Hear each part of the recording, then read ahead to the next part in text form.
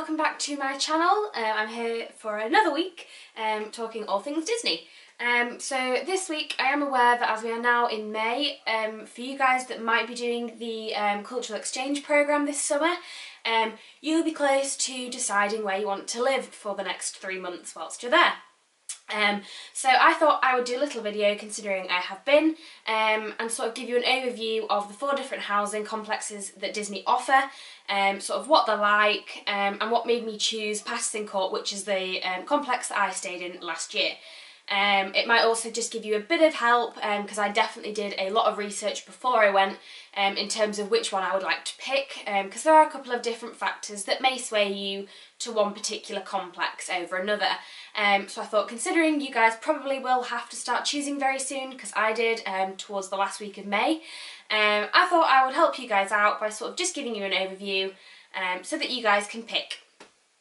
So I've just got a couple of little cheat sheets here just so that I can remember everything, but we're just going to get straight into it. So as I just said, there are 4 housing complexes. These are Vista Way, the Commons, Chatham Square and Patterson Court.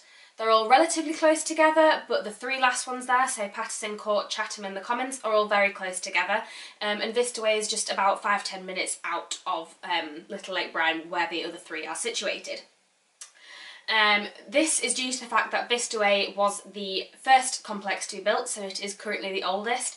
And if I can remember correctly, I think it was built in about the late 70s, so it is relatively old by now. It could have been the late 80s, I can't 100% remember now, but for some reason the 70s is sticking in my head. I could be wrong, so don't quote me on that particular thing, but I definitely do know that this is the oldest complex. It therefore is the cheapest. If you go on Disney Careers website, you will find that they give you a slight hint as to sort of the prices that you're going to be paying, but it does change yearly, so I'm pretty sure it's already changed this year in comparison to what I paid last year.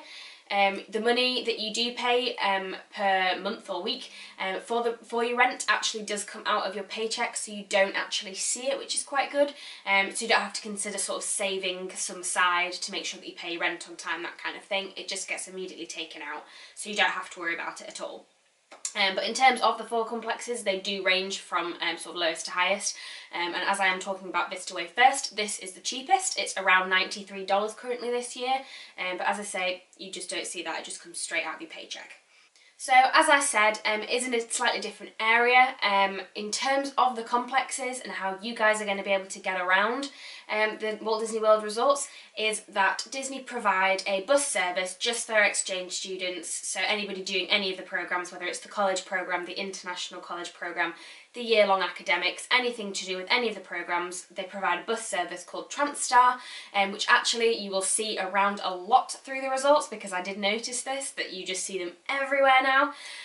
So these are really handy for you because they can take you to all the different resorts and all the parks, and also you can transport yourself between complexes if needs be, and this is quite useful as Vista Way is furthest away from the other 3 complexes.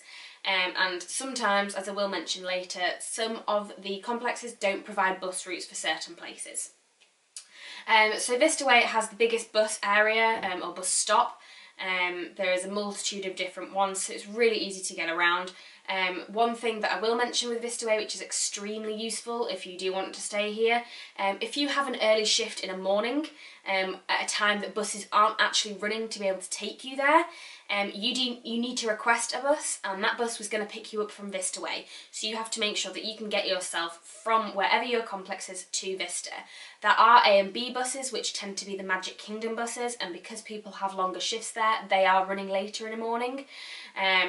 So you can tend to just get that bus straight to Vista Way, but if you do already live at Vista, you can sort of get up 10–15 minutes later than you would have to if you were staying in a different complex. So there is that point to keep in mind. That is quite useful, and if you do have early shifts, you do have to get a bus from Vista Way that is separate, that takes you to your location.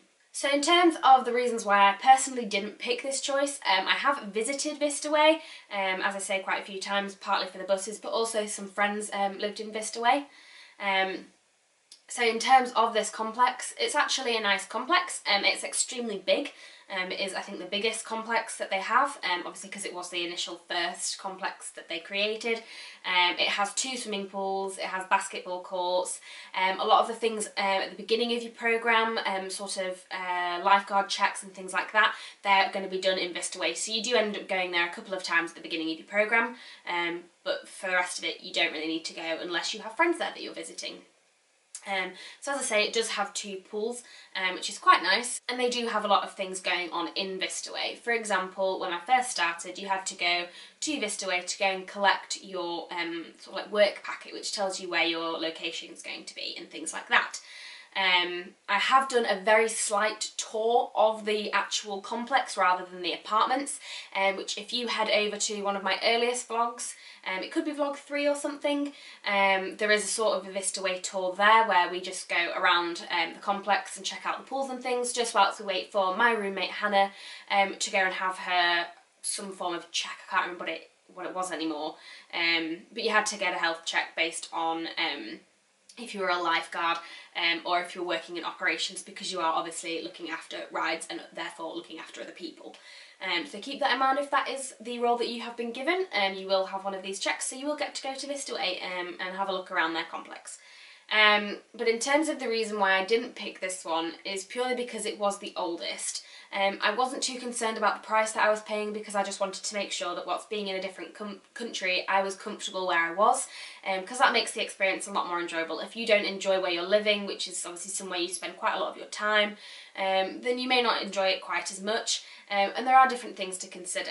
Vistaway is supposed to be classed as sort of the noisiest and the busiest complex, which I can sort of understand. That's just because it's been given that reputation, so people who do want to go out a lot more do tend to stay in Vistaway. That's just sort of how it's worked out. But I wouldn't particularly say when I've been that it was any louder than any of the other complexes, because everybody is working or on shifts, and if you've got your days off, you're going to be in the parks and things, you're not going to be sat around the apartment. So I wouldn't really say it's any busier or louder from my experience than any of the other complexes, so I wouldn't keep that as sort of your main point as to why you're not going to visit or stay in that complex. It is definitely cheaper, but obviously as it is cheaper, the rooms I personally don't think are as nice as the other ones. They are slightly outdated. However, as of last year, they've started renovating quite a few of them out. So if you're lucky enough to get an apartment that is the renovated ones, then it is great because it is cheaper, you're in a big location, easy to get to the buses, you could be really lucky with that. But obviously there is the option that you may not get the newest updated apartments, so keep that in mind. Additionally, in order to sort of get as many people into the complex as possible, Disney have now started providing bunk beds. So this means you could be sharing a bedroom with 3 people, obviously one of them being yourself.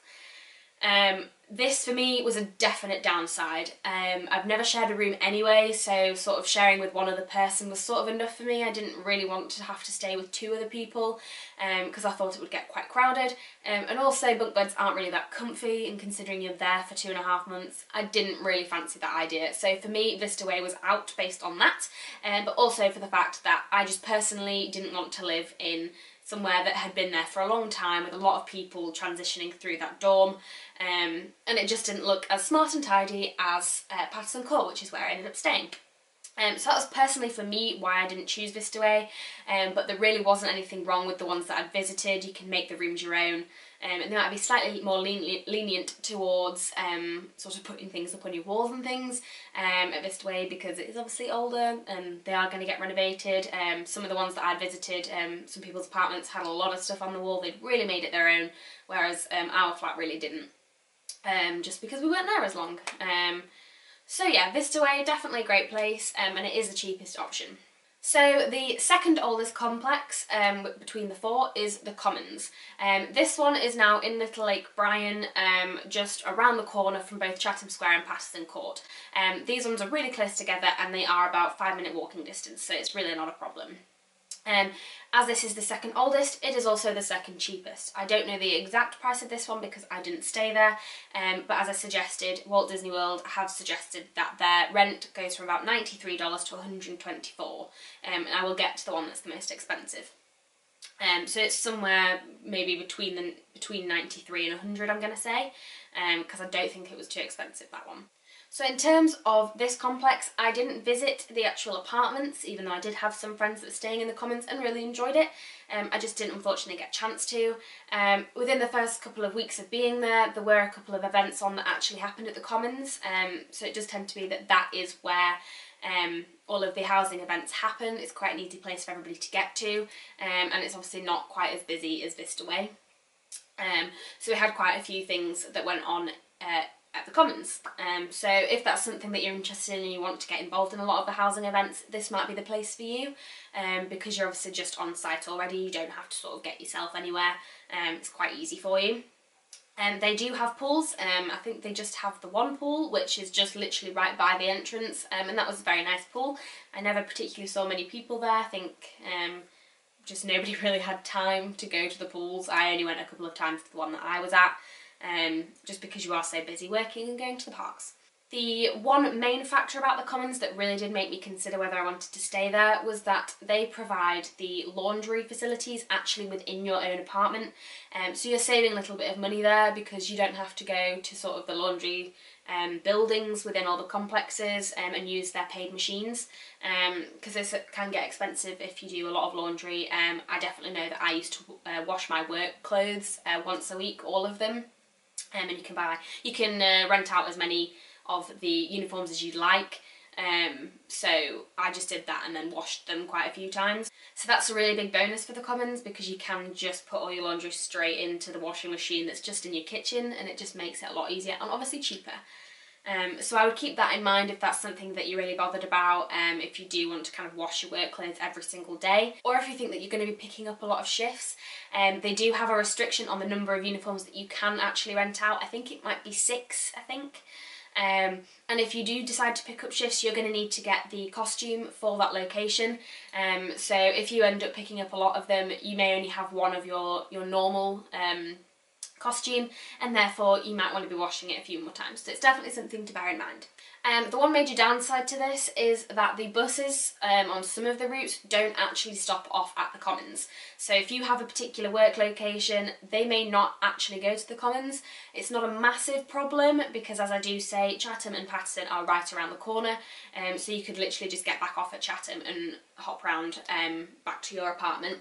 You obviously do have to kind of factor this in. You may need to set up 5 minutes earlier, and if you have a morning shift, that may not be something that you're particularly willing to do, and therefore I maybe wouldn't suggest staying at the Commons because of that reason. So that was the downside for me there, and the reason that I decided not to stay at the Commons, purely because I didn't know the bus routes quite well enough, obviously, because I'd never been, and I was therefore concerned that I maybe would have a location that didn't stop off at the Commons. After obviously being there now, I wouldn't really say that that's necessarily a worry, because, as I do say, you can just go straight around the corner, and the complexes are really not very far away from each other, so it really doesn't matter. And the Commons was a nice place to stay. It wasn't particularly very busy, and it is a smaller complex, so it's quite nice if you just want that sort of homely feel. I definitely recommend those. Okay, so moving on, the third complex I'm going to talk about is Chatham Square. This one is mentioned quite a lot because it does have a large bus stop straight outside of this complex, and it is also directly opposite Mickey's Retreat, which is the sort of complex that provides leisurely activities such as things like they have a lake, they have like places like for volleyball and tennis and that kind of thing, and you can do kayaking on the lake, and that actually is a complex that's allowing every employee from Walt Disney World to actually go there if you wanted to on your days off. So they do have that straight opposite, which is really nice to go to. It is just like a leisure park. I personally never went, I just never had the time to go there, and on my days off I would rather have been in parks, but I definitely will go and have a look at that if I end up going again, just because it does look really good fun and there are quite a few activities that you can do. So Chatham Square is directly opposite this, which is quite handy if that's something that you're interested in. And in terms of it, it's quite a large complex. It is the third cheapest, or the most second expensive, whichever way you want to look at it. So this might be something that you want to consider if you don't want to spend quite as much money on rent and you'd rather save a little bit more. Then you may want to consider just staying at the Commons because it is only around the corner, as opposed to Vista Way that is sort of 5-10 minutes away on the bus. This one I personally think is very, very similar to Paterson Court. It was built just slightly earlier than it was Patterson, so really there's not that much of a difference. You're basically getting the same thing. Patterson's slightly more expensive, and Chatham has the bus stop, so it's sort of depending on what you would like when you stay there. For me, it was all about sort of the cleanliness and the newest complex for me. Personally, for me, I do think the best thing is having the bus stop straight outside. This bus stop does take you to every single location that there is available. There are buses from, I think, A to K. I think that's right. Yeah, A to K. And every single one of these buses all stop at Chatham Square. Some of them will go from Chatham Square to Vista Way, and some of them may go from Vista to Chatham, as that might be the way that the loop works. So sometimes you might want to keep that in mind. It can get quite annoying if you are going from Chatham Square to Vista. You can sometimes get stuck at Vista for 15 minutes, and you may have to consider that if that's your route to your work location, that you may want to get one earlier bus just to make sure that you're there on time. Because that did happen. Sometimes you also get shift changes which aren't written down on the bus timetables, and you may need to consider that, because sometimes you can get stuck at Vista for a good 10-15 minutes, and that can just hold you back if you're trying to get to your work location on time.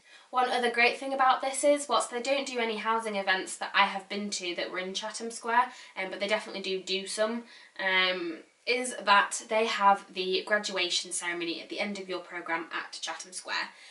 This actually is quite useful for you if you are staying at Chatham, because that graduation ceremony gets extremely busy. They do have a graduation Mickey and Minnie that you can go get your autograph with, and that line can get extremely long. So if you're already living in Chatham and you're 2 minutes away, sort of from the field that they do this in, then that's a benefit to you, because you can get there, go and get all the free gifts that you get given, and then if you need to, you can go to your work location if you're still working, or if you've got the day off, then you can go somewhere else, and you've done it before it gets super busy. So that's a definite bonus. I really don't think there's a massive difference between Chatham Square and Patterson Court, although I didn't go near the bedrooms, but there really isn't very much difference. So I definitely would recommend Chatham Square if that's something that you're interested in. After visiting both of them, I now possibly would stay in Chatham Square just because the bus stop is quite easy. Okay, so the fourth and final complex is Patterson Court. As I have suggested, this is the newest complex that they have. I'm not 100% sure how many years it's been there for, but it's definitely not as old as like Vista Way or anything, and it was the most recently built. This does mean that it is the most expensive. However, personally for me, I wasn't interested in how much the rent was. I just really wanted to make sure that I was in somewhere that I was going to enjoy, and not feel that I was sort of sharing with other people that had been there previously. So in terms of Patterson Court, I obviously have lived there, so I definitely can give you an overview of what the actual apartments were like. I was in an apartment with 6 of us, so obviously there's only 5 other girls I was living with. We had 3 bedrooms which each had 2 people in. So there were no bunk beds in Patterson, and that was a definite major thing. You do get to actually specify this on your dorm's website. You have to pre-register for housing so that you can give your options, and you can opt out of having bunk beds, so they'll try not to give you one. Patterson Court doesn't have any bunk beds, so I just knew for a fact that I wasn't going to have to deal with that, and that just really was something that I didn't want, so Patterson was the obvious choice for me.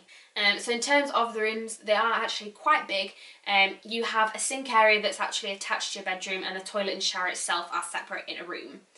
So everybody has ensuite bathrooms, which is really nice, so you're only sharing with one other person, so it's not too bad. They had quite big wardrobes, which is actually something really important for me and my flatmate. In terms of our work locations, our shifts were very different to each other. She worked at Magic Kingdom on the Little Mermaid ride, and so she would sometimes get home at around 4 o'clock. I do know there was one evening actually she came home at 3:30 in the morning, woke me up accidentally, and was extremely apologetic, but I then had to be up at 4 o'clock anyway for starting of my shift that started at 6, so it really didn't matter. But what we did find useful is having that large wardrobe. It meant that we didn't have to turn the light on in the main room, so we didn't have to disturb our flatmates who were sleeping, and we could just get changed in there, so that was really useful. And I would sort of keep that kind of thing in mind, because you do want to make sure that you and your roommate get on and that you're considerate of each other, because obviously getting up at 4 AM you're going to be cranky anyway. Nobody really wants to work at 4 AM and nobody really wants to get home at 3:30. So you do need to make sure that you consider it of your flatmates, and that just for us was something that was extremely useful. So along with this, we also have the main kitchen dining area. For this we had quite a large kitchen that was quite new and nicely refurbished. You get a big double fridge freezer, which we managed to fill up easily. Definitely not enough room for 6 people. And then we don't have any of the laundry facilities in that kitchen. We do have laundry buildings. Conveniently for me and my flatmates, the laundry building was right next door to our room. So it was literally just in 2-second walking distance, so it really didn't matter for us. But for those that sort of lived further on the other side of the complex, that might have been something that was actually quite annoying for them. So you may want to just consider that, because you don't know which room you're going to get put in. So as I say, if that's something you don't really want to do, then commons might be the best place for you. And then in terms of the last things for the room, just right off the sort of the living area is a balcony, which is actually really nice. Unfortunately, we were in an area that was extremely shaded, but it definitely made it easier for us to like air out our swimming costumes and things. We just used to chuck those outside. We did have an incident where one of my roommates, she did burn a pan that had oil in it, so having a balcony was quite useful because she needed to take that outside. It literally like smoked up our room. So that's something that's quite nice as well to have.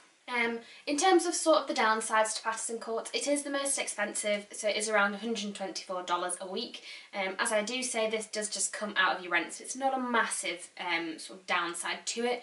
But if you are trying to save a bit more money, maybe you should go for somewhere that is a little bit cheaper. And also sort of its main downside is that it doesn't have access to a bus stop directly outside the complex.